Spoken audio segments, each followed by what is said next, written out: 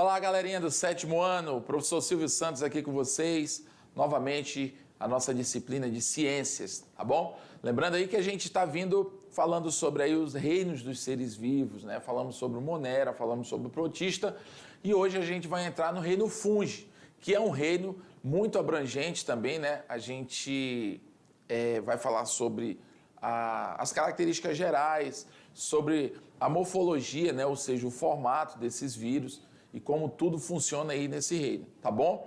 Vamos lá então, joga na tela aí para a gente estar vendo o nosso conteúdo. Bom, então, reino Fungi, lembrando que o reino Fungi é um reino de células eucariontes, tá bom? E se são células eucariontes, significa que tem núcleo, tá? Então a gente vai ver sobre as características gerais e a classificação desses seres, tá bom? Então vamos lá, características gerais dos fungos. Então a gente já começa aqui com duas imagens que são típicas de fungos, mas não quer dizer que só existam fungos desse jeito, tá bom? Mas aqueles cogumelos, aquelas estruturas que a gente vê em madeiras em decomposição, em solos úmidos, né, geralmente são parecidas, que a gente vê que são parecidas com essas estruturas, fazem parte do grupo dos fungos, tá bom? Do reino Fungi. Agora existem vários tipos de fungos, tá bom? Como eu falei, não existe apenas esse formatinho de cogumelo não de fungos, tá bom? A gente vai estar vendo isso durante a aula aí. Então os fungos são popularmente conhecidos por bolores, mofos, fermentos, levedos, orelhas de pau, trufas e cogumelos de chapéu, né, que são champignon. Por exemplo, a gente usa ele aí para o estrogonofe, né, desses tipos aí. Então, esses são alguns nomes assim mais populares que são encontrados os fungos, né? Ele é um grupo bastante numeroso. Como eu falei, eles não são só representados ali pelos cogumelos, né? Eles são formados por cerca de 200 mil espécies espalhadas por praticamente qualquer tipo de ambiente. Agora, vale lembrar que o ambiente típico para os fungos são ambientes úmidos, ou seja, ambientes molhados e que têm uma certa temperatura, ou seja, ambientes quentes e úmidos são ambientes ideais para o crescimento de fungos, tá bom? É o ramo da biologia que estuda os fungos, o ramo o ramo da biologia, né, da ciência que estuda os fungos se chama micologia, tá? Tanto que você, quando tem algum tipo de doença fúngica na pele, algum tipo de coceira, a gente chama essas doenças, né, de micoses, tá? Assim como tem as viroses, que são de vírus, a gente tem as micoses, que são causadas aí por fungos, tá bom? Então a gente já percebe aí que os fungos têm vários nomes, né, populares, como a gente conhece. Ele não é um grupo pequeno, a gente viu que ele tem aí mais de 200 mil espécies, tá? E o ramo da biologia que estuda os fungos é a micologia, ou seja, uma pessoa especialista em fungos, ela é um micologista, tá bom? Então vamos lá. A gente tem aqui algumas imagens dos nomes que a gente falou ainda há pouco. Então a gente tem bolores, é um tipo de fungo comum em comidas, como você abre uma geladeira, por exemplo, aí está lá uma fruta desse jeito aqui, ó. Eu tenho quase certeza, não vou dizer que eu tenho total certeza porque possa ser que não, né? Mas dificilmente você nunca viu, por exemplo, uma laranja desse jeito aqui na sua geladeira, ou um tomate, né, com aqueles fungos, com aquelas estruturas que parecem um algodãozinho assim que se forma em cima desse alimento, né? Aquelas estruturas são fungos, né?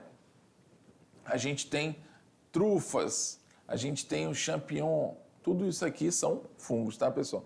orelhas de pau, que são aquelas estruturas que lembram uma orelha, né? Só que estão ali na madeira, no meio da mata. Então a gente chama de orelha de pau. E os fermentos. Como assim, professor? Pessoal, os fermentos são fungos, né? São leveduras. Leveduras que são fungos são usadas também como fermentos para determinados tipos de alimento. Por quê? Porque o fermento ele faz aquela função, né, de fazer a massa render. E no caso de alguns líquidos, também existe a questão da produção de algumas substâncias que vão tornar o alimento com um determinado sabor característico, como é, por exemplo, o caso de queijo, o caso de alguns vinhos, o caso de comidas, por exemplo, pão, que usam fermentos, né? O fermento em si, ele tem essa função de fazer a massa render, né? E gerar algum tipo de sabor também para aquele alimento. No caso, alguns fungos também são usados aí como fermentos, no caso aí, as leveduras, tá bom? Então, todas essas imagens aqui são imagens que nos remetem a fungos, da forma como eles se apresentam para a gente, tá bom? Nesse caso aqui é aquele funguinho que a gente usa o cogumelozinho que a gente usa, por exemplo, no estrogonofe, né? Aquilo ali é um fungo, tá? Se você gosta de estrogonofe, você adora fungo, tá bom? E você podia até nem saber disso, mas aquilo que você come é um fungo, tá? Então, ó, todos os fungos são heterotróficos. O que são seres heterotróficos? São seres que precisam de outros seres vivos para se alimentar. Ou seja, eles não têm capacidade de produzir o próprio alimento. Por isso, eles são heterotróficos. Eu vou até passar uma borrachinha aqui para ficar melhor identificado, né? Ó, heterotróficos, tá? Como eu falei lá no início, são seres eucariontes. O que são seres eucariontes? Ou seres eucarióticos, também pode ser a mesma coisa. Quer dizer, suas células possuem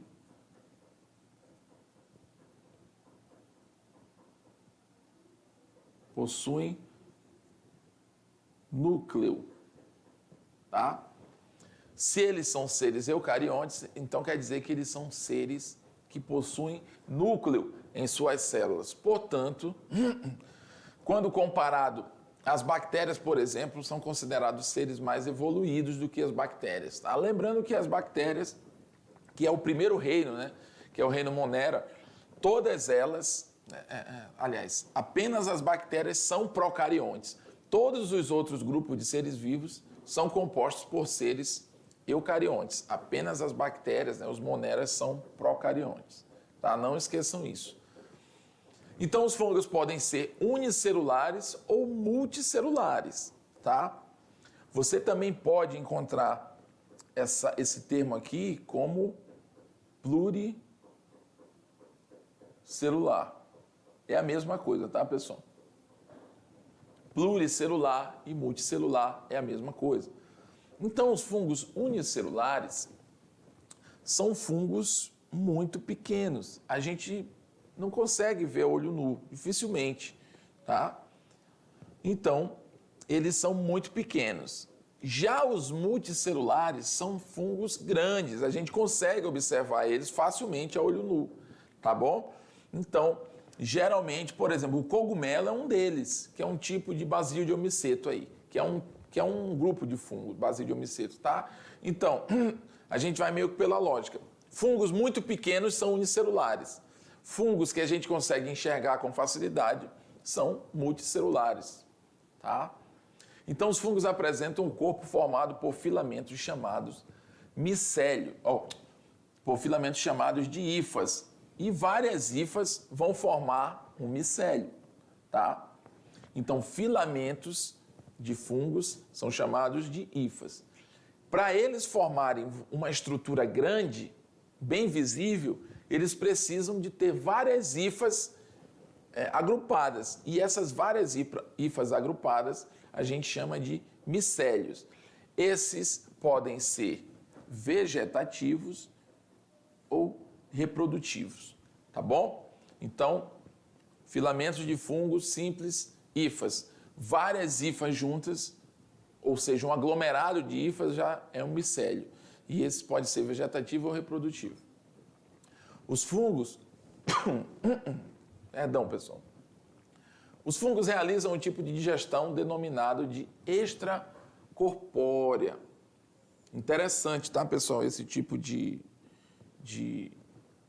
alimentação. Por quê? Porque ele é bem assim, diferente do que a gente costuma conhecer sobre a alimentação, né?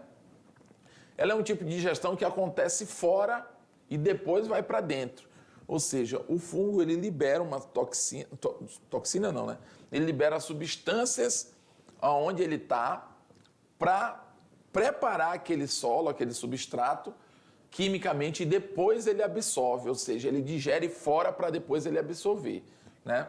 Então, nós temos aí tipos de hifas, ó.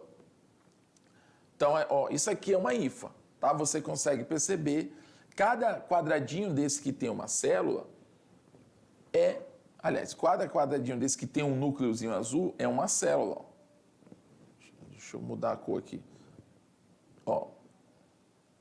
Por isso ele é chamado de, no caso, esse daqui é um tipo de fungo multicelular. E esse aqui tem células, as hifas deles são septadas.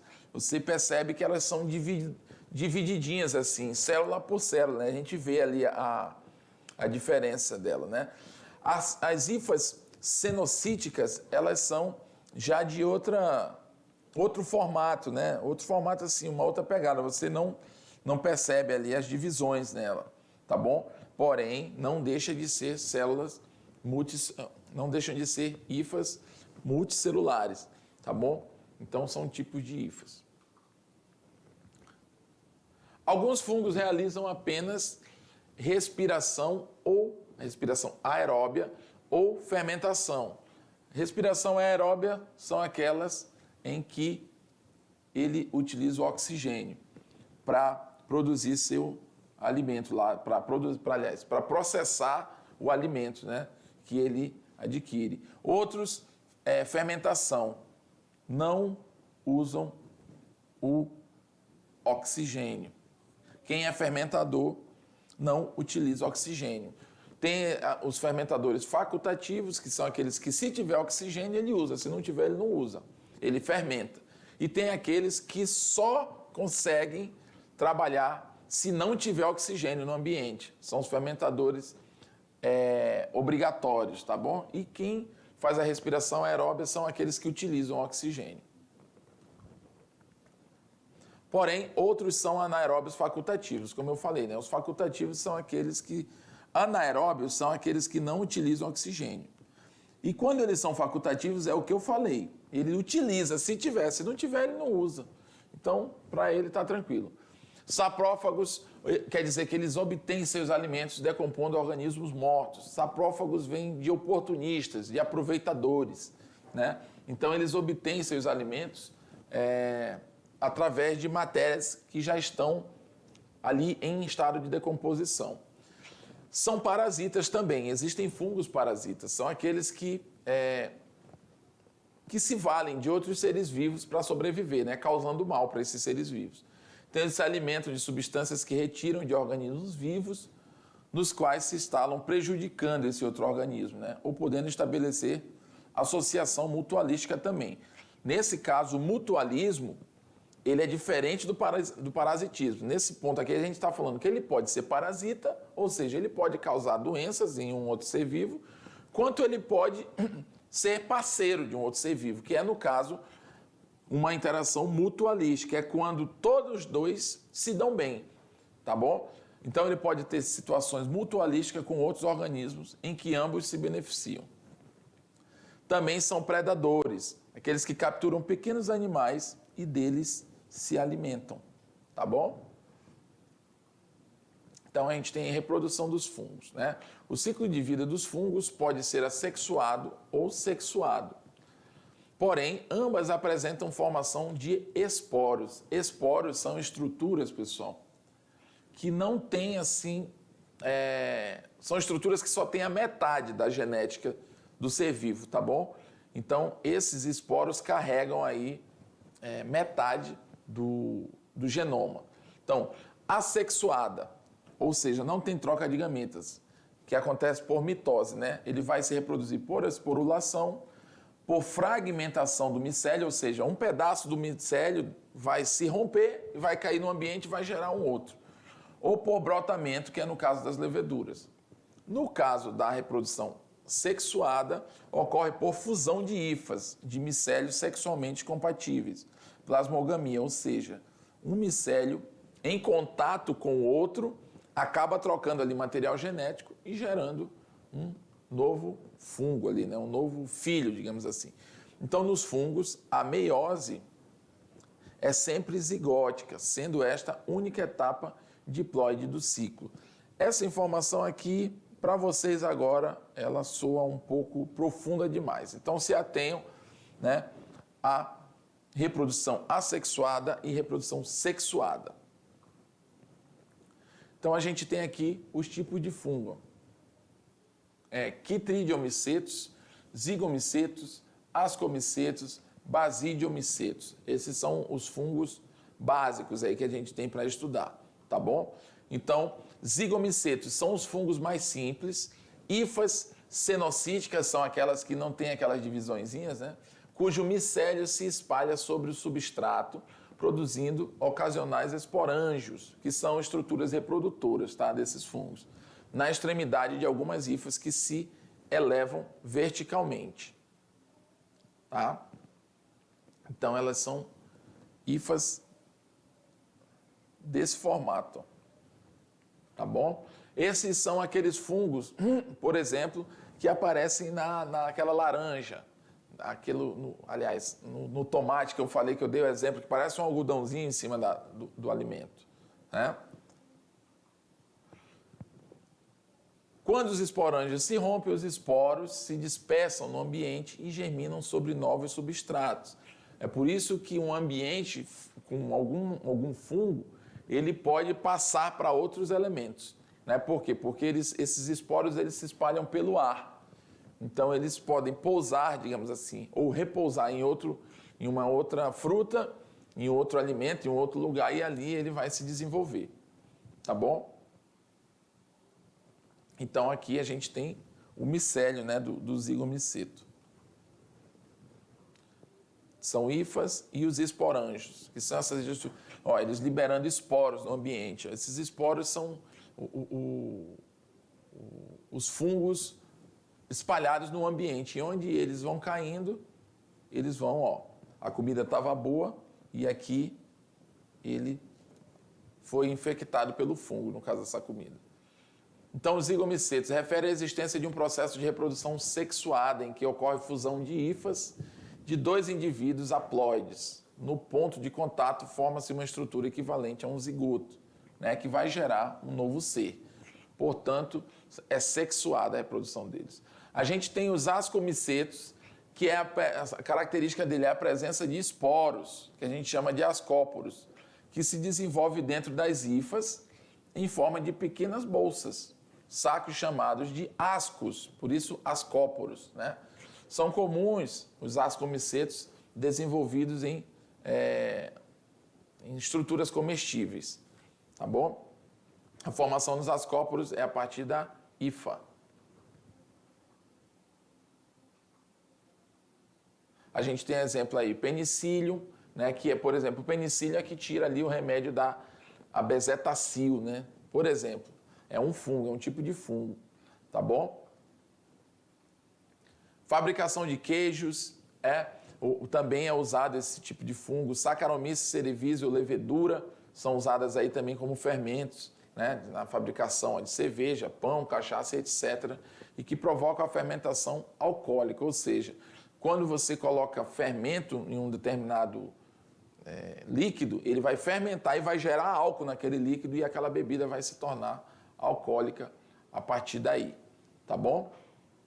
E temos os basidiomicetos aí, que são os cogumelos. Nesse filo estão os cogumelos comestíveis e os venenosos também, né? Os orelhas de pau e as ferrugens. O micélio deste fungo está dentro do substrato e o que vemos é o corpo de frutificação, tá bom? Então, aqui a gente coloquei exemplo, mas o exemplo está na imagem antes, tá bom, pessoal? Então, essa foi aí a nossa aula sobre fungos.